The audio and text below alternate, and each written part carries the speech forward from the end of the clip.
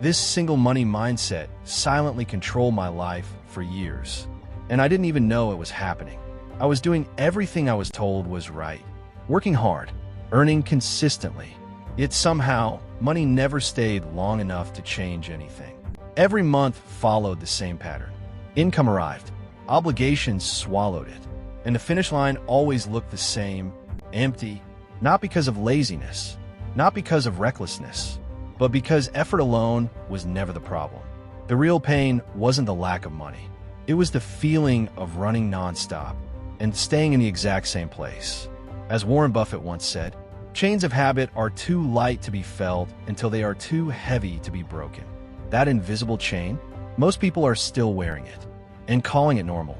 Here's what changed everything for me. The struggle wasn't coming from how little money I made.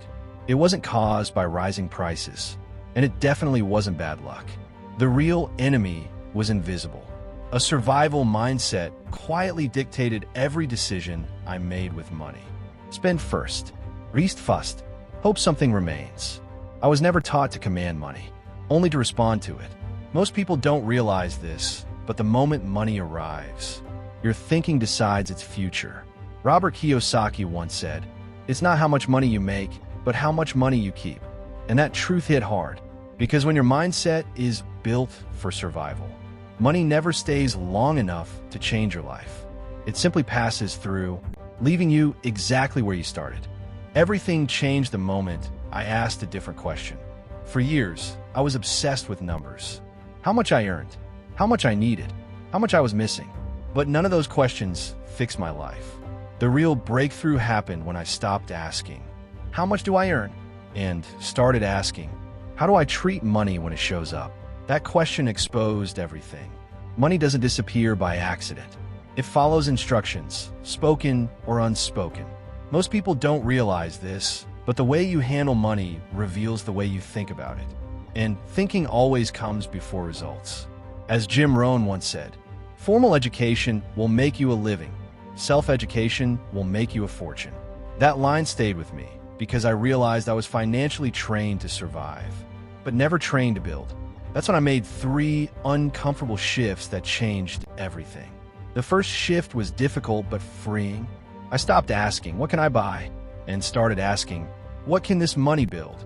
Before, money was emotional, a reward, a relief, a short escape. Now, money became deliberate. Every amount had a role.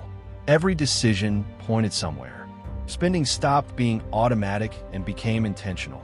The second shift challenged my old habits. I stopped saying, "I'll save whatever is left," because there was never anything left. Instead, saving became non-negotiable. I paid myself first, not last, even when it felt small, even when it felt uncomfortable. Warren Buffett said it clearly, "Do not save what is left after spending, but spend what is left after saving." Once I changed the order, money stopped slipping away. It finally stayed long enough to matter. The third shift changed my future. I let go of the belief that one income was enough. That idea kept me safe and stuck. I realized money wasn't meant to sit still.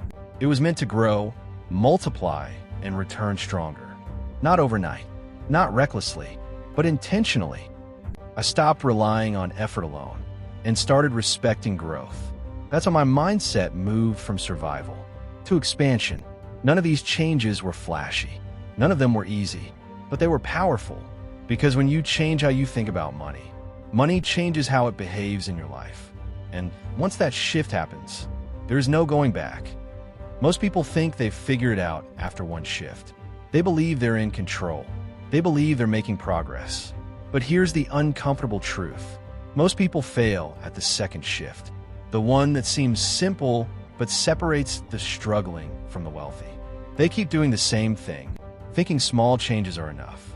And months, even years, pass without results. I know this because I lived it. I thought I was doing everything right. Yet money still slipped through my fingers. I didn't see the invisible patterns controlling my finances until I faced them head on. The moment I understood this, everything changed. And it's the same moment that separates those who build real wealth from those who remain trapped in survival mode. Tony Robbins once said, "Change is inevitable. Progress is optional." That hit me like a lightning bolt, because I realized the only thing standing between me and financial freedom was the choice to keep shifting, to keep learning, to keep adjusting my mindset. So here's the question for you. Which of these mindsets are you still living with? The one that makes you spend without thinking? The one that leaves saving as an afterthought? Or the one that convinces you one income is enough? Think carefully, because awareness is the first step, and action is what turns awareness into results. If you want the next part, the step-by-step system that will make these shifts stick, comment shift below, because most people stop here. Most people never take the final step.